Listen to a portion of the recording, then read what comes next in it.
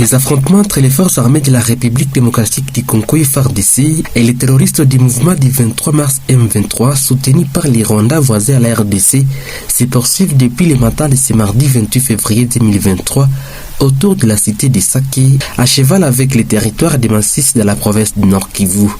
Selon les informations relayées par nos confrères journalistes dans cette zone de guerre, c'est depuis 6 heures de ce mardi que les détonations en armes lourdes et légères se font entendre dans les collines surplombant la cité de Sake vers le nord de la ville de Goma, chef-lieu de la province du Nord Kivu.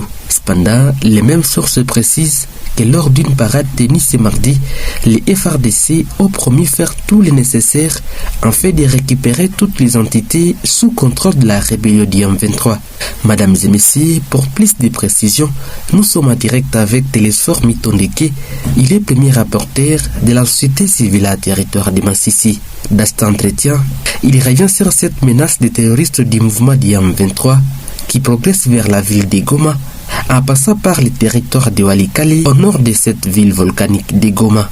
Télésphore Mitondeke, vous êtes premier rapporteur de la société civile à territoire de Masisi au Nord Kivu. Bonjour. Bonjour, monsieur Richard. Eh bien, monsieur Télésphore, la guerre n'a toujours pas dit ce dernier mot dans votre entité de Masisi et Rutshuru. Aujourd'hui, nous apprenons qu'il y a encore une fois des affrontements qui sont à court et d'autres hier. Est-ce que vous pouvez nous en dire plus? Bon, en fait, en tout ce qui se passe, c'est le peuple lambda qui en pâtit, tel que vous le savez. On ne sait plus énumérer les affrontements parce que c'est devenu une monnaie courante et ces affrontements ne cessent de renvoyer de milliers de familles, en tout cas à la colonne grecque, parce que c'est vraiment une précarité vitale qui traverse cette population déjà meurtrie il y a belle lurette, et jusqu'à présent c'est une population qui reste en désastre suite au marasme sécuritaire qui gangrène différents couets du territoire de Masisi et même des autres entités limitrophes de Masisi. Donc la situation continue vent de mal en pire, elle devient bizarre chaque jour qui passe, et voilà donc pour nous l'inquiétude est vraiment très préoccupant, et ce sont toujours les cœurs des Congolais qui saignent parce que il y en a des personnes qui perdent leur vie, tuées, d'autres meurent de faim, d'autres meurent faute des soins de santé, et d'autres meurent de promiscuité. Donc la population se meurt par plusieurs voies, et c'est pourquoi nous disons que vraiment qu'il s'agit des crimes.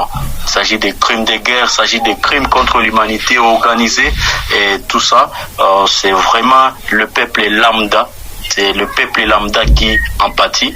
C'est le peuple lambda qui, en tout cas, reste victime de plusieurs dégâts collatéraux.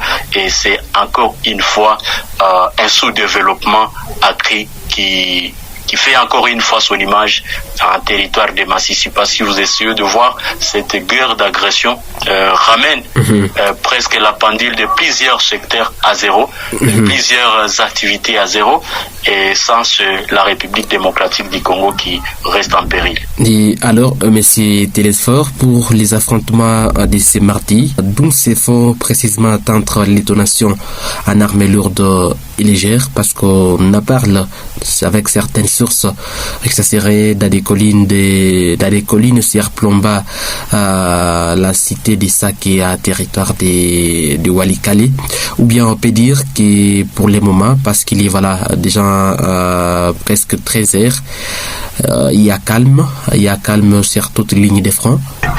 Depuis la chute de la cité de Kichanga entre les mains du M23, ces derniers s'orientent vers Kashuga.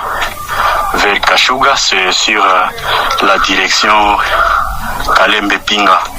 Il y a eu certainement aussi des troubles sur l'axe Kibarizo, mais voilà, un calme précaire s'observe sur plusieurs lignes de front en territoire de Massissi. Merci beaucoup. Et donc, c'est-à-dire que ce calme intervient juste après les affrontements qui ont vécu le matin de ce mardi aux alentours de la cité des Sanké. Non, merci beaucoup, Télésphore Mitondeke, pour votre intervention cette mi-journée sur Afro Info 1043. Madame, messieurs, il faut aussi les savoir que les chefs du groupement Kanyabayonka de la chefferie de Buito à territoire des Rutshuru au Nord Kivu appelé la population à bannir les discours de haine entre les communautés locales. Le Mwami Muhindo Pandasi Lukira, il s'est adressé à la population ce lundi 27 février au cours de la parade hebdomadaire. L'autorité coutumière de Kanyabayonka rappelle qu'il est impérieux que les populations sans tendance communautaire demeurent dans l'unité et la cohésion en cette période où le pays fait face à une guerre d'agression. Elle prêche la même unité entre les habitants au-delà des limites des territoires. Tout d'abord, il faut aimer les autres. Si nous ne voulons pas respecter nos frères, ça c'est un problème. Et surtout que nous sommes en train de voir ce qui nous préoccupe aujourd'hui, c'est le problème des collines. Quelqu'un qui n'a jamais habité sur telle colline, aujourd'hui se proclame propriétaire d'une colline. C'est une guerre entre nous. Nous sommes des frères à Kanyabayonka, a-t-il expliqué. Le Mwami Muhindo Pandasi Lukira, il demande également aux habitants d'être les premiers acteurs de la paix. Il encourage les civils impliqués dans les troubles sécuritaires à revenir à la raison. Cependant, Madame Messier, à la 52e session du Conseil des droits de l'homme de l'ONU, ouvert ce lundi 27 février à Genève en Suisse, Félix Tshisekedi a rappelé le rôle du Rwanda dans la déstabilisation de la partie orientale de la République démocratique du Congo.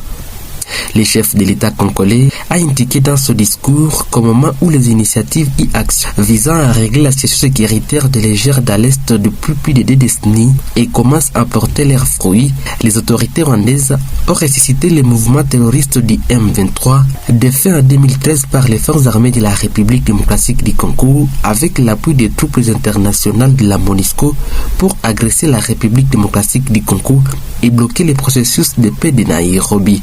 À en croire Félix Tshisekedi, derrière l'exhumation du mouvement terroriste du M23, se trame la motivation inavouée de Kigali de poursuivre les pillages des ressources naturelles de la République démocratique du Congo et de placer sous impérium au Rwanda une partie de ce territoire national, le Nord Kivu.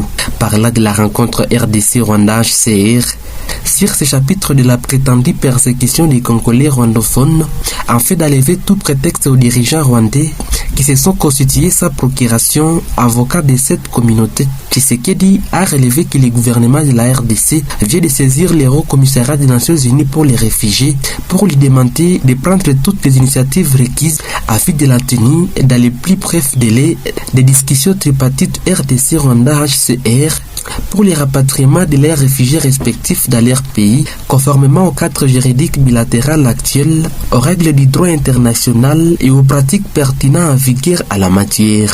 Madame, Messieurs, vous faites bien de suivre Afro Info 1043. Merci de liker et partager la vidéo. Surtout, n'oubliez pas d'activer la petite cloche de notification pour ne rater la prochaine de nos vidéos. Je suis Richard Maliro Kakoulé pour Afro Info 1043.